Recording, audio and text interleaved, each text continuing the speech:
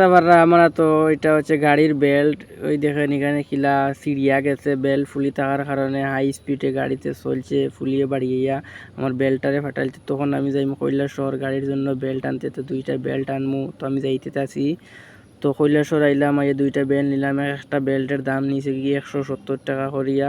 তো দুইটা বেল্ট লইলাম, লইয়া দাঁড়াইয়া আছি। প্রচুর বৃষ্টি আই গেছে, তো এখানে দাঁড়াইয়া অপেক্ষা করতে আছি। কোনো রকম বৃষ্টিতে ভিজিয়া বাড়িতে আইছি। এটা হচ্ছে আমাদের রেশন শু। এখানে চাউল, চিনি, আটা, গম, ডাল, চিনি সব কিছু কেরোসিন সুলভ মূল্যে পাওয়া যায়, কম রেটে। বিপিএল কার্ড এবং এপিএল কার্ড 13 টাকা কেজিতে এবং 2 টাকা কেজিতে চাউল পাওয়া যায়, 60 টাকা কেজিতে ডাল পাওয়া যায়, 40 টাকা কেজিতে তোমার চিনি পাওয়া যায়। খুব কম মূল্যে আমাদের সরকার এখানে সাপ্লাই করে। এরপরে আমি চলে আসলাম বাড়িতে, সকাল হয়ে গেছে। তাও গাড়ির ইঞ্জিনটা খুললাম। এই যে নাট দেখাইছি আপনাদের, এই নাটগুলা খুলে আমি ইঞ্জিনটারে হশ করলাম। হশ করে এই দিকে নতুন বেল্ট খুলিয়া আমি দুইটা বেল্ট কিনিয়ে আনছিলাম, 2 ভাই মিলিয়া আমরা এই বেল্টটারে গাড়িতে লাগাইছি। কারণ মিকার আনলে তো টাকা দেওয়া লাগবে তারে 500-700 টাকা, তাই নিজের গাড়ি ওই নিজে একটু মেকানিক্সি করি। তো আমার এই মালকারটা খোলা আসলো, বেল্টটাকে টাইট দিছি, দিয়া গাড়ি দিয়ে চাইতে বেশি লাগে, তাই এই মালকারটা আমি লাগাইছি সুন্দর করে। আপনার দেখতে পারেন